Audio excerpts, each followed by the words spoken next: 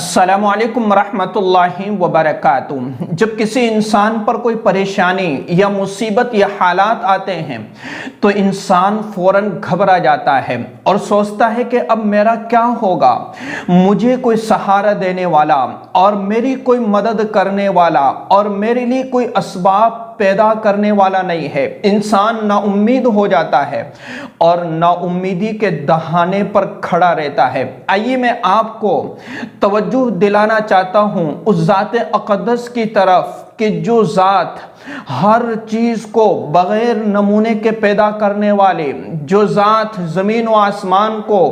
جو ہے بغیر نمونے کے پیدا کرنے والی، وہ قادر مطلق ہے، ہر چیز کے اوپر قادر ہے۔ یا بدیع العجائب بالخیر، یا بدیع کہ جو بے مثال چیزوں کو پیدا کرنے والا ہے۔ اور اس کے ساتھ ساتھ میں آپ کو ایسا با کمال وظیفہ بتلانے جا رہا ہوں کہ جو ہماری زندگی کو چینج کر دے گا، جو ہماری زندگیوں کو بدل دے گا۔ دیکھیں میرا عزیزو، اپنی زندگی کے اندر جب بھی کسی بھی وقت کسی بھی حالت میں اور کبھی بھی حالات آئے، پریشانیاں آئے اور مصیبتیں آتی رہے مسلسل، اس ذات کے ساتھ کبھی بھی اپنے تعلق کو مت توڑنا، اس ذات کے ساتھ اپنے تعلق کو مضبوط کر لینا کہ وہ میرا اللہ ہے، میری مدد کرے گا۔ اور اللہ تبارک و تعالی نے قرآن کریم کے اندر فرمایا، اللہ ولی الذین آمنوا، اللہ تبارک و تعالی ایمان والوں کا دوست ہے، اللہ تبارک و تعالی مومنوں کا ساتھی ہے، مطلب دوست ہے، مددگار ہے، مدد کرنے والا ہے، نصرت کرنے والا ہے۔ بدیع السماوات والارض، زمین اور آسمان کو بغیر نمونے کے پیدا کرنے والا ہے، وہ میری ضرور مدد کرے گا، میری نصرت کرے گا اور میری ساری زندگی کی مشکلات کو اور میری ساری مشکلات کو آسان کر دے گا۔ انت ولی فی الدنیا والآخرہ، اے اللہ تو میرا دنیا میں بھی دوست ہے، مددگار ہے، مجھے پریشانیوں سے نجات دینے والا ہے، اور انت ولی فی الدنیا والآخرہ، آخرت کے اندر بھی میری مدد کرنے والا، آخرت کے اندر بھی میری نصرت کرنے والا، اور آخرت کے اندر بھی مجھے عذاب سے بچانے والا میرا اللہ ہے۔ اتنا پختہ یقین، اتنا کامل یقین، چاہے حالات کتنے ہی ہو، پریشانیاں کتنی ہی ہو، انسان اگر گھبرا جاتا ہے اور اپنے اللہ سے تعلق کو توڑ لیتا ہے اور در در کی ٹھوکریں کھاتا ہے، ادھر ادھر گھومتا پھرتا ہے، کبھی پریشانیاں حل نہیں ہوتی ہے۔ اللہ کے رسول صلی اللہ علیہ وسلم نے جو ہے ارشاد فرمایا، اذا سألت فاسأل اللہ، کہ جب سوال کرے تو اللہ سے سوال کر، اور جب مدد مانگے تو اللہ سے مدد مانگ۔ ہم دعائے قنوت کے اندر پڑھتے ہیں، اللہم انا نستعینک، اے میرے خدا، اے میرے اللہ، اے میرے پروردگار، انا نستعینک، ہم تجھ سے مدد چاہتے ہیں، ہم اپنی پریشانیوں سے نجات حاصل کرنے کے لیے تجھ سے مدد چاہتے ہیں، اے اللہ ہماری مدد فرما۔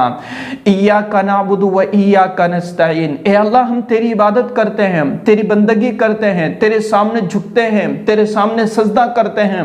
تیرے سامنے گڑ گڑاتے ہیں، تیرے سامنے روتے ہیں، اے اللہ و ایاک نستعین، اے اللہ ہماری مدد فرما، اے اللہ ہماری نصرت فرما، اے اللہ ہماری رہنمائی فرما، ہماری مدد فرما، ہمیں پریشانیوں سے نجات عطا فرما۔ اللہ انسانوں کو دعا بھی سکھلا رہا ہے، اللہ تبارک و تعالیٰ اپنے بندوں کو مانگنے کا طریقہ بھی سکھلا رہا ہے کہ اے میرے بندے، تو ہر نماز کے اندر سورہ فاتحہ پڑھتا ہے، ہر رکعت میں سورہ فاتحہ پڑھتا ہے، اور وتر کی نماز میں تو دعائے قنوت پڑھتا ہے اور مجھ سے مانگتا ہے، تو اپنی دعاؤں کو ایک جو ہے تو اپنی دعاؤں کے اندر جان پیدا کر، تو اپنی نماز کے اندر جان پیدا کر، تو اپنی نماز کے اندر جو ہے میرا خشوع، میرا خضوع اور اسی طریقے سے میری توجہ پیدا کر، میں تیری ضروریات کو پوری کر دوں گا، میں تیرے حالات کو دور کر دوں گا، اور میں تیری پریشانیوں کو دور کر دوں گا۔ تو میرا عزیزوں، اللہ اتنی تسلی انسان کو دیتا ہے کہ جب بھی پریشانی آئے، مصیبت آئے، حالات آئے، اللہ کی طرف اپنے آپ کا رخ موڑ لینا، یہ کامل مومن کی صفات ہے، یہ کامل ایمان والے کی صفات ہے۔ اور ہر شخص کو یہ چاہیے کہ وہ انبیاء علیہ السلام کی سیرت کو اٹھا کر کے دیکھے، وہ صحابہ کرام رضوان اللہ علیہم اجمعین کی سیرت کو اٹھا کر کے دیکھے، وہ اولیاء اللہ کی سیرت کو اٹھا کر کے دیکھے کہ وہ اتنے پاکیزہ، اتنے نمازی، تہجد گزار، استغفار کرنے والے، ہر وقت درود شریف کا اہتمام کرنے والے، ہزاروں کی تعداد میں تسبیحات کی پابندی کرنے والے، اور اسی طریقے سے پورا قرآن کریم جو ہے نماز کے اندر پڑھنے والے اور نمازوں کے اندر رونے والے، گڑ گڑانے والے، اور اللہ کے رسول صلی اللہ علیہ وسلم کے ساتھ رہنے والے صحابہ، ان کے اوپر تکلیف آئی، اللہ نے انہیں آزمایا، اللہ تبارک و تعالیٰ نے ان کو آزمائش میں اس لیے مبتلا، اللہ تبارک و تعالیٰ نے ان کو آزمائش کے اندر پختہ کرنے کے لیے ان کو مبتلا کیا گیا، ان کو آزمایا گیا۔ تو ہم کیا ہے؟ ہماری تو زیادہ آزمائش ہوتی ہے، تو اللہ سے دعا کریں کہ اللہ میں آزمائش کے قابل نہیں ہوں، اے اللہ میری آزمائش کو ختم فرما کر،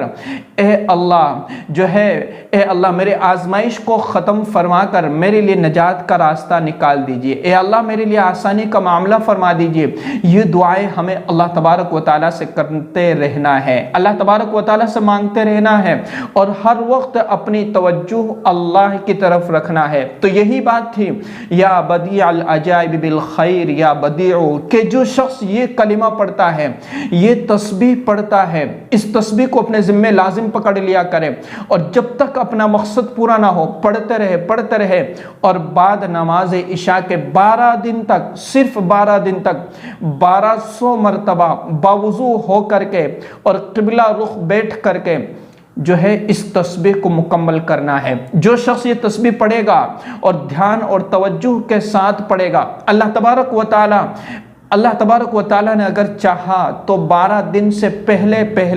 جو ہے اس کا کام ہو جاوے گا۔ اللہ تبارک و تعالیٰ اس کے مقصد کے اندر اس کو کامیابی عطا فرما دیں گے، اللہ تبارک و تعالیٰ اس کی پریشانی کو دور فرما دیں گے، اللہ تبارک و تعالیٰ اس کے حاجات کو پوری فرما دیں گے۔ رجب کا مہینہ ہے، برکت والا مہینہ ہے، رحمتوں والا مہینہ ہے، اس مہینے کے اندر اس وظیفے کو کر لینا یا کوئی اور وظیفہ پڑھ لینا توجہ کے ساتھ، اور اللہ کے سامنے گڑ گڑا کر کے رونا، یہ ہماری حاجتوں کو پورا کرنے کے لیے بہترین عمل جو ہے کارآمد ثابت ہوگا، ہمارے لیے بہترین ہوگا، ہماری زندگیوں کو بدلنے کے لیے کافی ہے۔ تو اس وظیفے کو 12 دن تک مسلسل جو ہے 1200 مرتبہ بعد نماز عشاء کی نماز سے فارغ ہو کر